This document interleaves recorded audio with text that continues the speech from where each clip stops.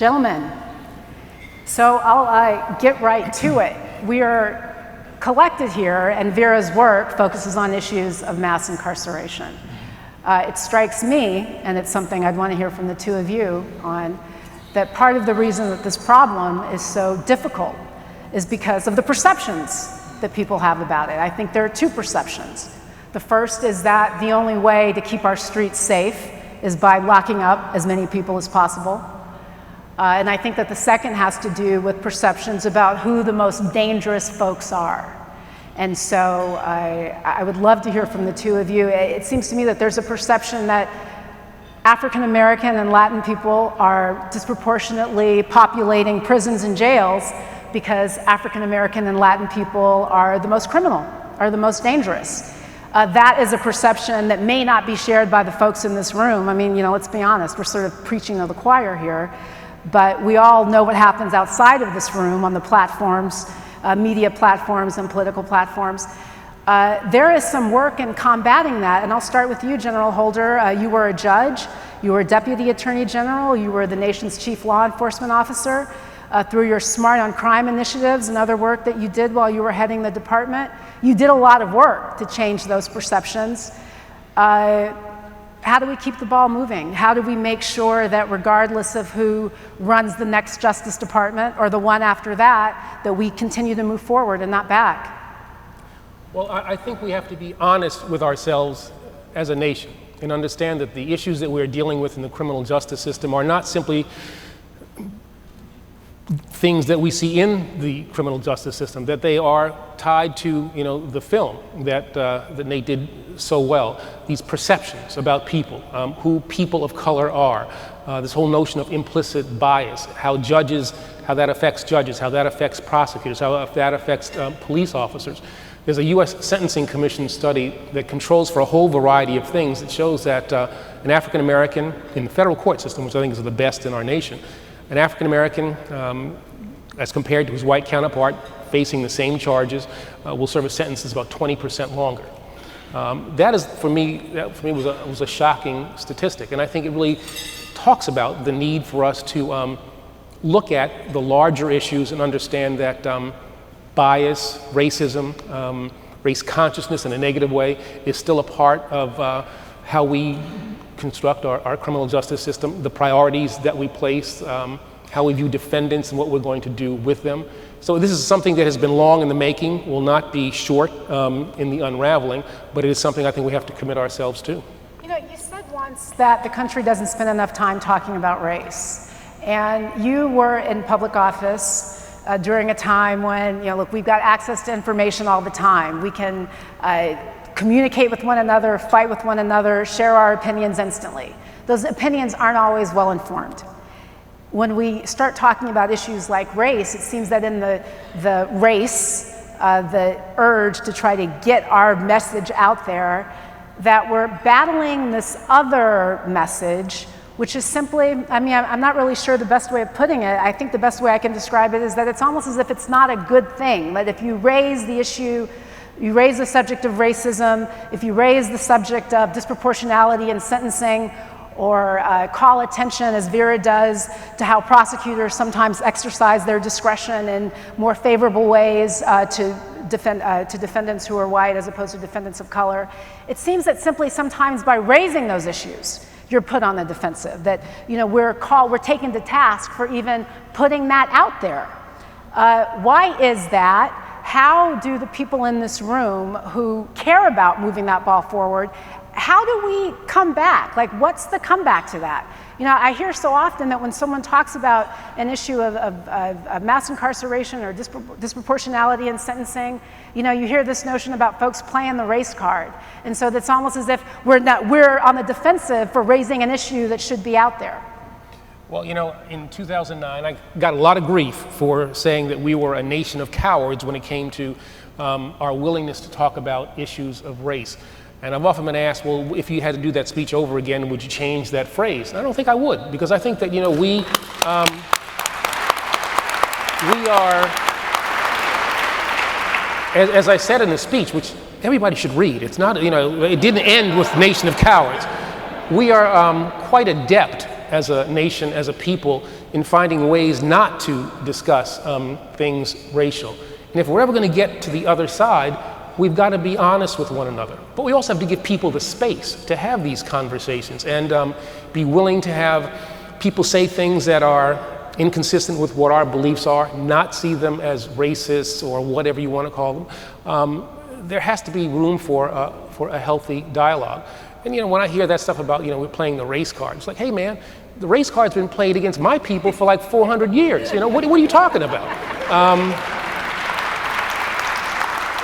And so there needs to be an honesty, and there needs to be a knowledge of our past if we want the future to be better, which is why I think this film is so significant. It is going to be something in October when it is released that I think is going to be groundbreaking, and I'm giving everybody a homework assignment. You should go see it, you should talk about it, but also understand that that which he explores in this great film resonates with us now in America in the 21st century. And I think that's a great segue, because on the issue of perception, Nate, you know as well as anybody here that you work in an industry that creates it. There's a lot of folks whose only introduction to certain types of people is through movies, through film, through TV, through what they see. I don't have to tell you, certainly, that Hollywood hasn't always done a great job of how it portrays people of color. Your decision and the fight, your 8-year fight to have this movie made is historic. You are telling a story about a man that most young African-American kids, frankly and sadly, may not have even heard of. Tell me why you had to get this movie made and why you had to do it now. Well, I want to go there, but if I may, I'd love to go back a little bit. When we talk about mass incarceration in this country, we always see it through the lens of now. We see it through the lens of people doing things now.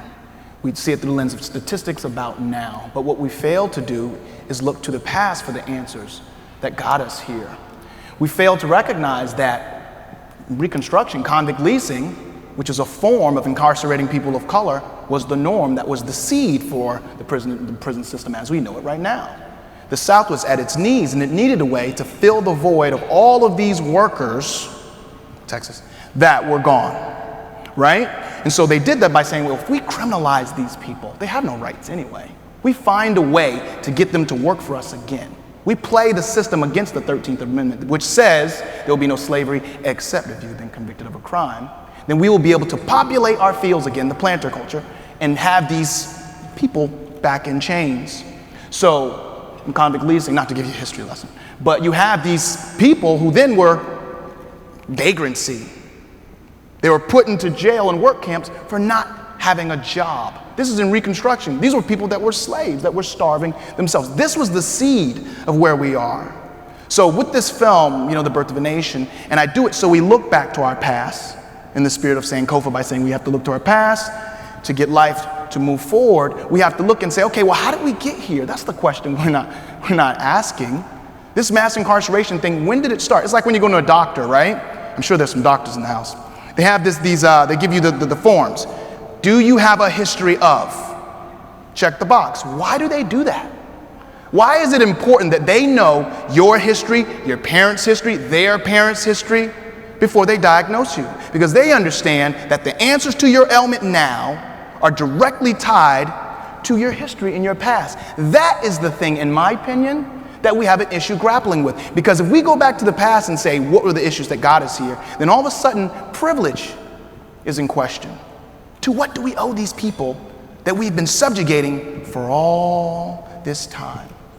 So when we talk about, like you say, and I'm so glad to be on this panel with you, brother. I'm still starstruck. But when we talk about a nation of cowards, in the context I saw it in, I thought it was such a liberating moment, because it's basically, by definition, it was saying we are afraid of what that conversation might do to all of us. And we're seeing it now with this election. We're seeing how that conversation, when we get into we roll up our sleeves and get our hands dirty in it, it scares people. To what do I owe?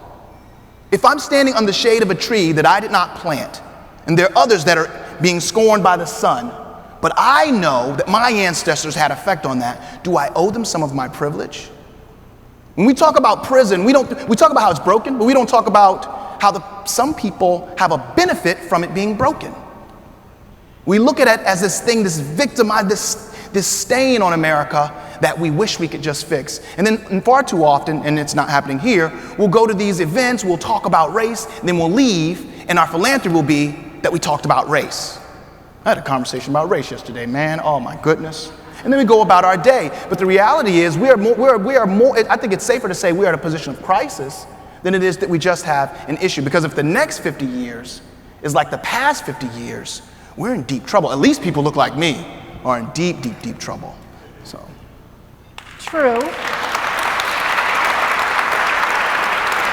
There is some crisis. There is some crisis. One of the things that always concerns me is when we're talking to young people, we sometimes get lost in the crisis. Not to ignore it, but when I was a kid, and I'm not that old, but when I was younger, the notion of an African-American president or an African-American attorney general was not in my imagining. There are kids who are growing up taking that for granted, but something is not translating. There is something that's not trickling down. This may be the only instance in which trickle down works or means something, but how do we do that work? I mean, the people in this room, the three of us on the stage, the other people who are committed to this sort of work, we sit in positions of privilege. We have access to information and opportunities and resources. You know, Stephen Pacheco was talking about what it was like to grow up in the Bronx. This brother grew up in the Bronx. So how do we make this real for the kids who aren't in this room, you know, for the kids who don't have access to resources and role models and don't meet folks like you? How do we make that real? Well, first we have to recognize that we are the exception to the rule, not the rule. I campaigned for our president twice, and I would do it again if I could. But the reality is, he is not the barometer for where Black America is, or America. He's the president of the United States, and a great president, I think. But the reality is, he doesn't represent the experience specifically of Stephen.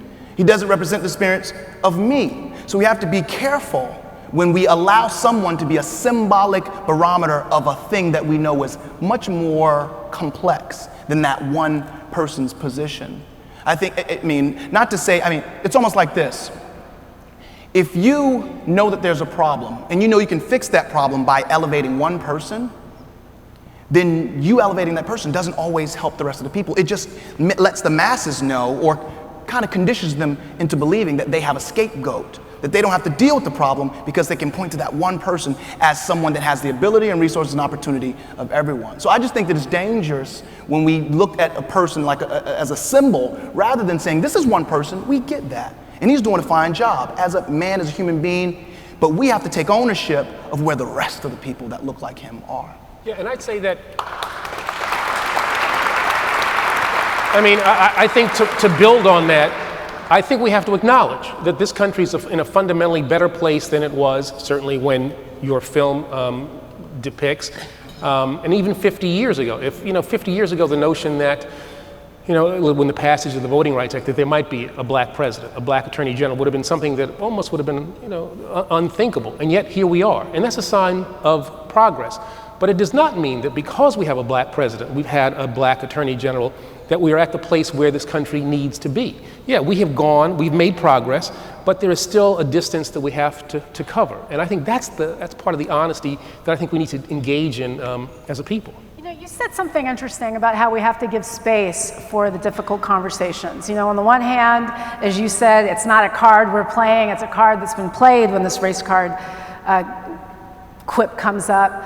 But on the flip side, do you think that there are things that, and it's not just applicable to people of color, it's people who are concerned about the issues that we're talking about, mass incarceration, justice, trust in the system. Are there things that we need to be more receptive to hearing that we're not hearing? Yeah, I think that there really needs to be a dialogue. And as I said, I think there needs to be space. Black folks talk about race a lot, and I suspect talk about it, I don't know, because when white folks are all together by themselves, I'm not there. But my guess is they don't talk about race nearly as much as we do. So I think that interaction would be good, but there needs to be space. There needs to be an opportunity for people to genuinely express ignorance, a desire to know, express things maybe that are not in the most politically correct way and not get, pushed and bothered about that. Really look for an exchange, a dialogue that serves as a foundation for positive action. I mean, it's, as I said in that speech, this dialogue in the first instance will not be an easy one. It'll be painful, but I think we got to be prepared to endure that pain if we ultimately want to be successful in the progress that we want.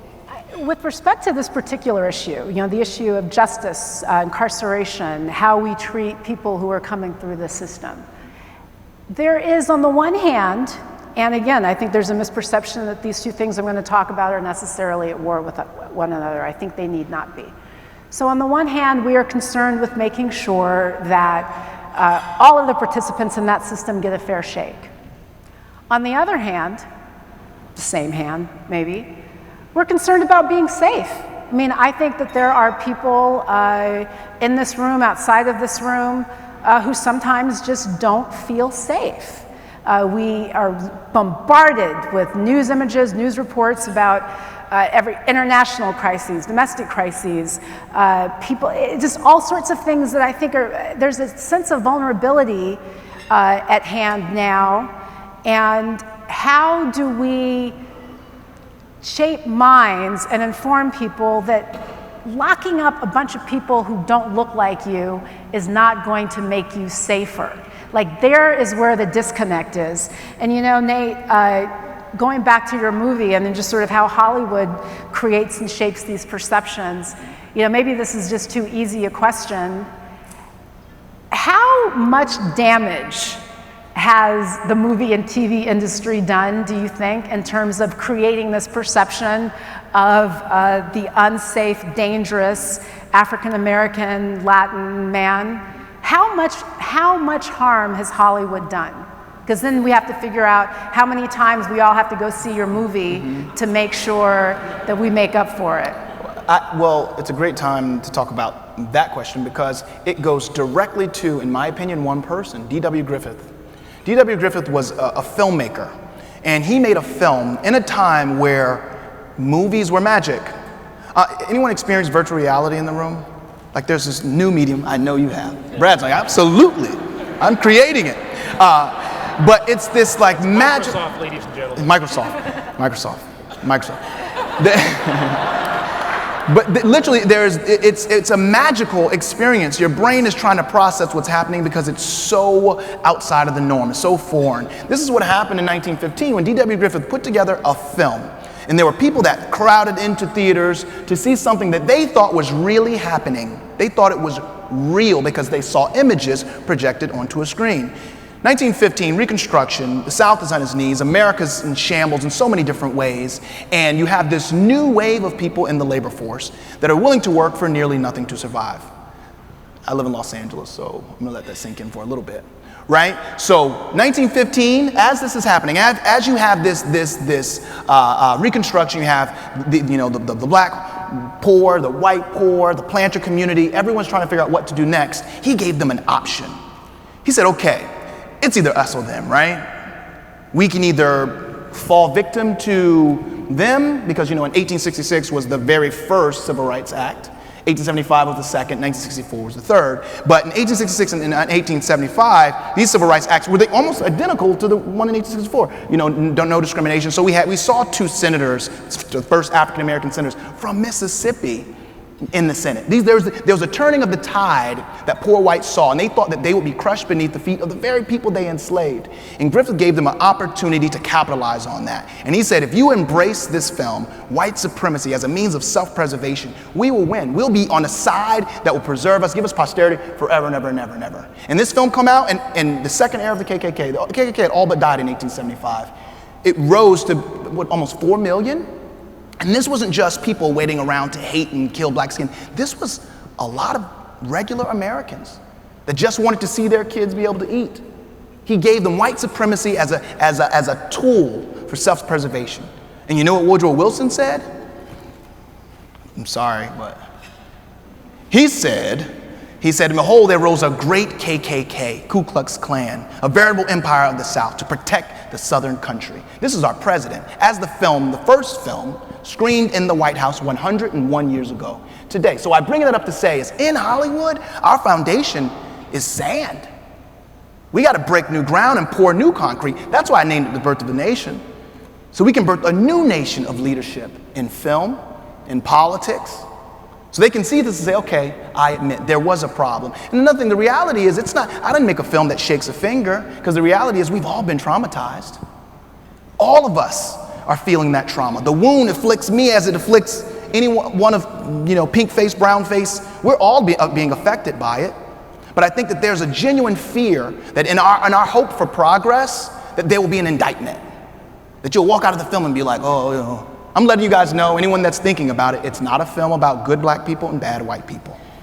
It's a film that challenges you to think like a human being and to challenge the system that corrupted the people rather than the sociopathic behavior of a slave master. So I think this film, for that reason, has the possibility to heal, because that's what we need. And that only comes from honest confrontation with our past. How about we see a clip now? Do we have time for a clip? All right. That is the birth of a nation. I've been advised that given the high season, we cannot stay here all night. I think we're going to have to reconnect at Nick and Teresa's vow renewal ceremony in a couple years, where we can continue the conversation. In the meantime, it has been an honor sharing the stage with you two gentlemen. Thank you so much for your time.